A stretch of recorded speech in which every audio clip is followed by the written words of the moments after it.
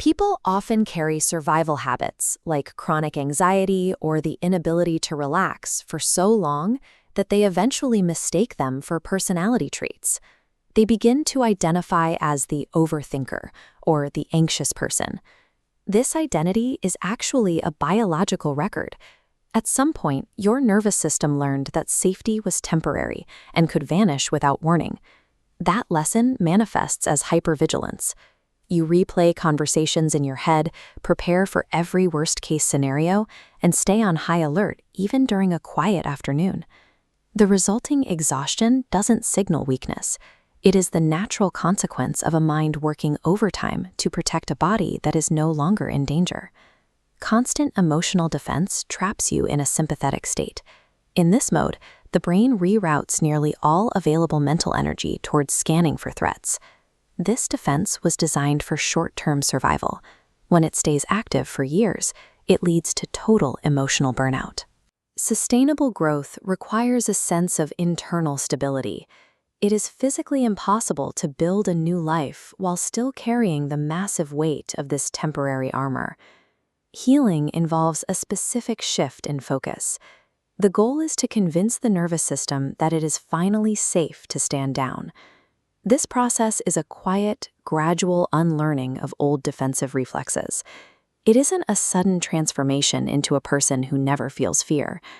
By reframing the anxious mind as a misguided protector rather than a broken system, you remove the shame attached to your past reactions. Having a loud mind or a difficult day doesn't mean you are failing. These moments are just part of the time it takes for the body to update its survival programming.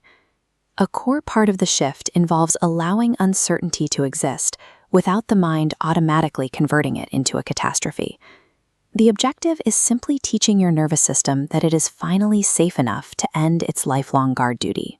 Reacting with curiosity creates a biological pathway very different from self-blame. One leads to escalation, the other to regulation. Regulation begins with objective recognition. You see the trigger as an automatic bodily response rather than a personal failure. When you stop the internal punishment for having a defensive reaction, the stress cycle loses its momentum. This choice prevents the brain from escalating the perceived threat, allowing the body to return to a state of calm. Forcing yourself to relax often creates a secondary layer of stress. Observing your anxiety as a neutral witness allows the nervous system to process the feeling without ramping up the alarm. This shift in perspective acts as a mechanical break in the cycle. It physically interrupts the biological feedback loop that maintains a state of chronic defense. Rebuilding trust is a practical endeavor.